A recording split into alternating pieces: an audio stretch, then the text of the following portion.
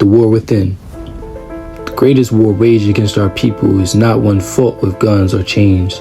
It is the war fought in the mind. It is a war within, a battle where we have been tricked into being our own worst enemy. For centuries, they have mastered the art of control, not by keeping us in literal chains, but by keeping us chained in our own minds. They stripped us of our names, our history, our unity, and its place. They planted division, self-destruction, and doubt. We have been programmed to fight each other instead of fighting the system that put us in this position.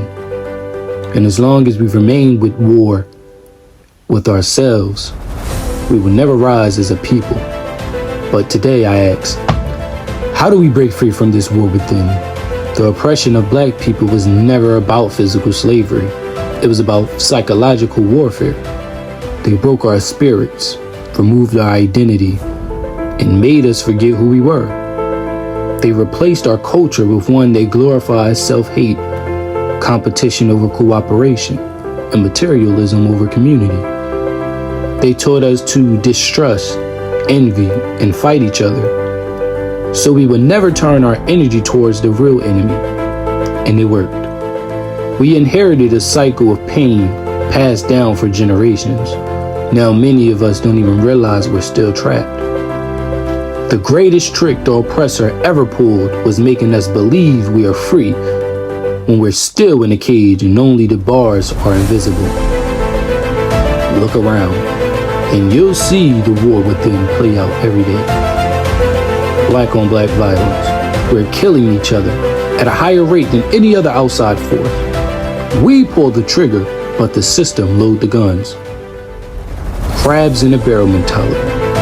Whenever one of us starts to rise, others pull them down. Because we've been conditioned to see each other as competition rather than allies. Generational traumas. Cycles of poverty, broken families, and self-hatred continue because we haven't been taught how to heal. Cultural disconnections. Many of us don't know who we are beyond what the system tells us.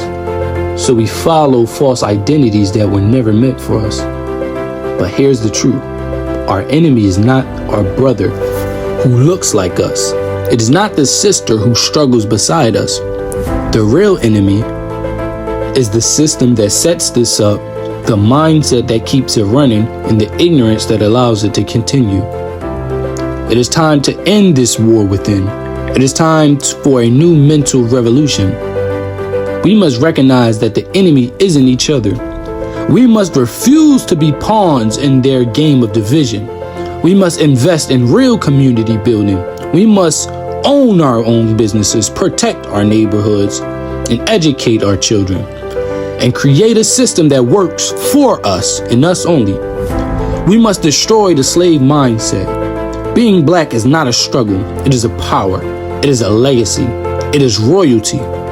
We must stop seeing ourselves through the eyes of the oppression and start seeing ourselves through the eyes of our ancestors. And all above, we must uplift and protect each other. If we treated every black man as our brother, and every black woman as our sister, and every black child as our own, imagine how unstoppable we would be. We must reprogram our minds, rewrite our narratives, and rebuild our future. Brothers and sisters, the war within us must end. We must choose to heal, to build, to uplift. And if we can unlearn the hate they planted in us, we can awaken the power they fear the most, our unity. And when we stand as one, no force on this earth can break us again. Let today be the day we put down the weapons of self-destruction and pick up the tools of liberation. Because if we don't win the war within, we will lose everything else.